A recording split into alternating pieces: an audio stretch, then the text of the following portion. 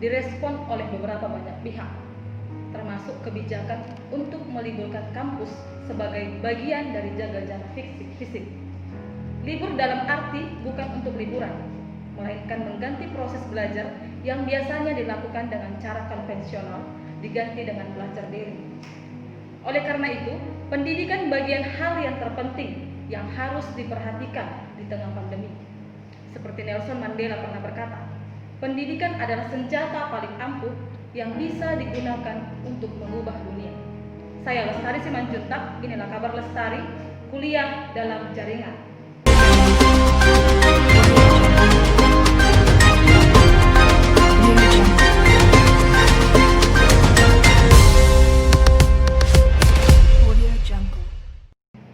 Baiklah, kita telah mendatangkan beberapa narasumber untuk membahas topik kita pada hari ini. Yang pertama ada Bang Bismar Sibuea, MPD, salah satu dosen kampus swasta di Pematang Siantar. Apa kabar Bang? Sehat. Yang kedua ada teman kita Ija Sari Sihombing, selaku sekretaris cabang GMK Pematang Siantar Simalungun, selaku mahasiswi Universitas HKBP Nomensen. Apa kabar Ija? Siap Kak. Oke. Yang ketiga ada Bung Edis Galingging, selaku Sekjen PMKRI Pematang Siantar, yang juga mahasiswa Universitas HKBP Nomensen, benar? Baik. Apa kabar? Sehat ya. Oke, baik, langsung saja saya akan ke Bang dosen, Bang Bismar. Sebagai dosen, bagaimana sistem perkuliahan yang dilakukan selama pandemi COVID-19 ini? Di kampus Abang. Mungkin seperti kita tahu dari TV, dari media-media semua sudah diberlakukan sistem daring kan. Sudah kita dapat himbauan dari pemerintah untuk meniadakan tatap muka. Sebenarnya kalau untuk kuliah daring ini jelas, kalau menurut saya pribadi jelas tidak efektif. Kenapa? Karena sedangkan kita ketemu sama mahasiswa saja belum tentu nyambung, belum tentu connect, apalagi tidak ketemu langsung. Yang pertama itu. Yang kedua, kendalanya mungkin dari pemerintah pusat mungkin bisa membayangkan bahwa sama mungkin di sana sama yang kita di daerah-daerah ini soal jaringan. Nah, sementara jangankan untuk jaringan di beberapa kampus swasta khususnya di Kota Makassar ini masih ada mahasiswa yang tidak punya handphone atau punya handphone mungkin tapi tidak Android, tapi handphone yang masih Nokia yang lama. Jadi masih ada. Mahasiswa saya masih ada. Nggak punya handphone juga masih ada. Oh, gitu. Nah, jadi sejauh ini saya masih berlakukan sistem chatting di WhatsApp, kadang di video call. Nah, ada kendala lagi di video call. Kalau misalnya di video call by WA, tidak semua, contoh misalnya ada beberapa kampus muslim yang mungkin mahasiswanya muslim,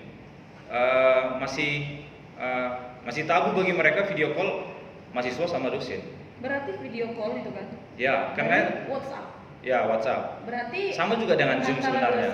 Dosen dengan satu mahasiswa. Iya. Bukan berbarengan. Boleh juga berbarengan. Sama saja misalnya katakanlah 6, kalau WhatsApp kan paling banyak 6. Nah, kalau Zoom contoh ya. Kalau kita Zoom itu kan banyak, otomatis jaringan itu juga banyak yang pakai kadang-kadang kan. Jadi nggak sampai kadang-kadang apa yang mau kita bilang bisa, apalagi kalau misalnya untuk beberapa mata kuliah hal yang perlu dirincikan kan. Kita mau bilang A sampai Z misalnya, dia udah ketinggalan berita di KLMN misalnya. Udah lain nanti informasi yang kita sampaikan sama dia sama yang dia terima. Malah bisa kadang-kadang berbahaya. Nah, menurut saya. Nah, namun gitu pun, tapi sebenarnya kan kalau menurut saya sebagai dosen, saya lihat sebagai dosennya dulu, sebenarnya kan mahasiswa ini pun kalau untuk tingkat mahasiswa, sebenarnya materi dari dosen itu biasanya kan hanya 30%. 70% dari diambil sendiri sama mahasiswanya. Sebenarnya dosen itu lebih ke arah pengarah. Kalau misalnya kebetulan saya dosen bahasa Inggris, kalau dari kosakatanya itu lecture beda sama teacher. Kalau teacher itu dari teach tambah er ya kan, si Lestari juga mungkin orang bahasa Inggris. Artinya teach tambah er berarti guru. Kalau lecture berarti pengarah, pembimbing. Jadi kami ini sebenarnya dosen lebih membimbing, lebih mengarahkan, bukan lebih mengajari, kira-kira seperti itu. Oke. Itu mungkin penjelasan singkat. Baik. Terus Bang, responsif dari tenaga pendidik gimana? Dosen-dosennya, apakah memang sudah menguasai media sosial? Nah, itu dia. Jadi memang kendalanya memang ada juga dosen yang sudah senior ya, yang sudah umur 50, 60, malah dia bukan di mahasiswa malah kendalanya di dia tidak bisa menggunakan aplikasi Zoom, ada yang mungkin tidak bisa menggunakan video call by WhatsApp kan, atau mungkin kirim, ada mungkin beberapa dosen yang senior yang udah senior kali lah ya, kirim materi lewat WA juga masih. Terus gimana itu mahasiswanya nggak belajar lah ya selama Lah, 2 bulan? nah itu mungkin perlulah diambil kebijakan sama petinggi kampus, ya kan? Dan juga mungkin perlu juga masukan bagi kita, masukan mungkin dari melalui kabar lestari mungkin bisa disampaikan ke pemerintah, karena tidak semua dosen juga yang up to date kan gitu.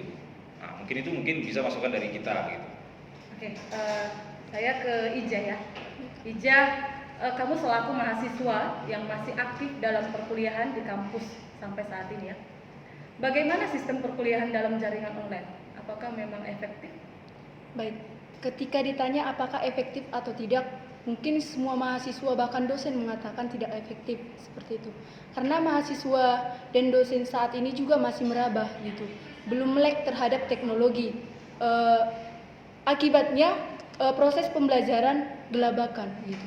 Ibaratnya seperti yang saya alami sendiri gitu, dan mungkin teman-teman lain juga mengalami.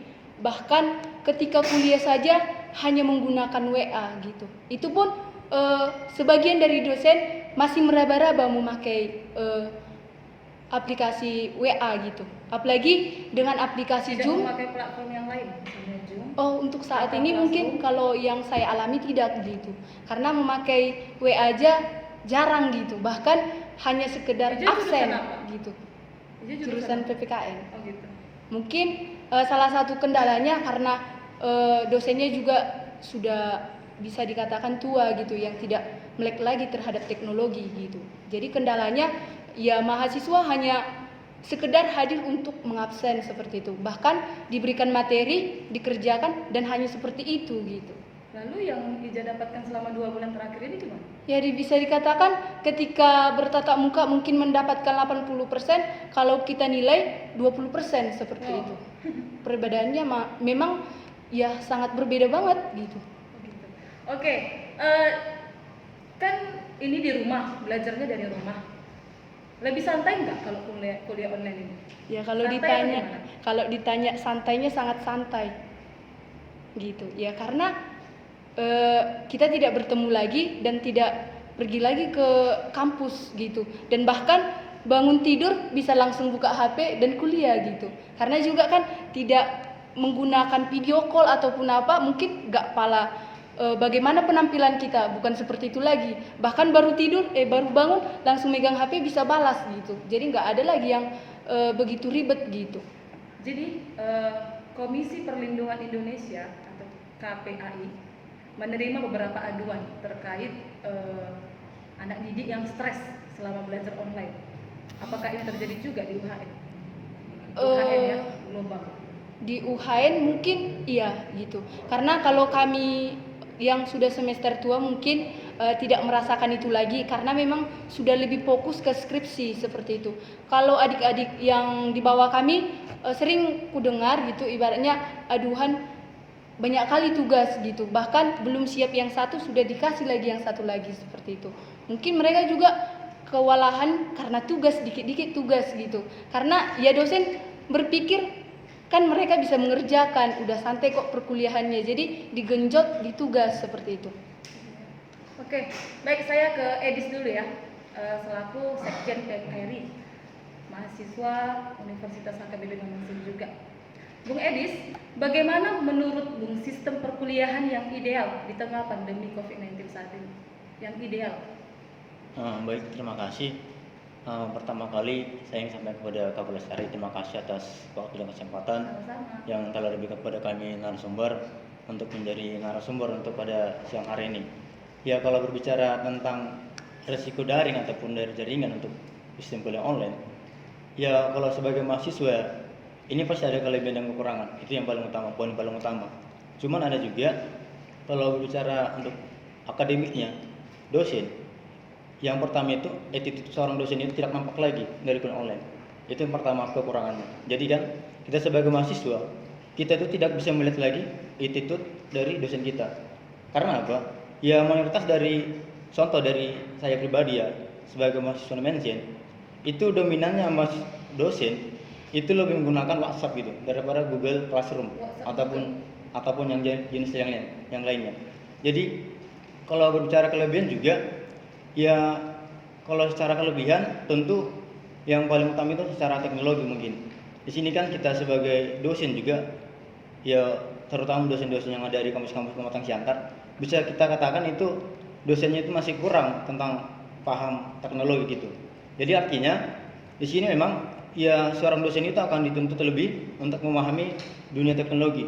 Cuma di sini juga ya selain menjadi kelebihan untuk memahami teknologi juga di sini akan mengalami namanya kekurangan ataupun kesulitan. Artinya di sini ya masih banyak, tadi kan ada dua disinggung tadi, itu perihal dosen yang kurang memahami tentang dunia teknologi.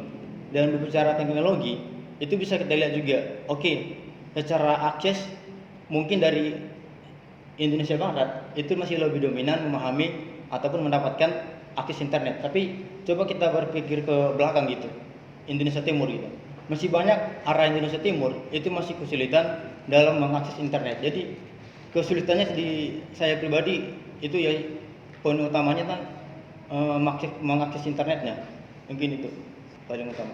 Idealnya gimana ini? Seharusnya permintaan dari ini sendiri gitu.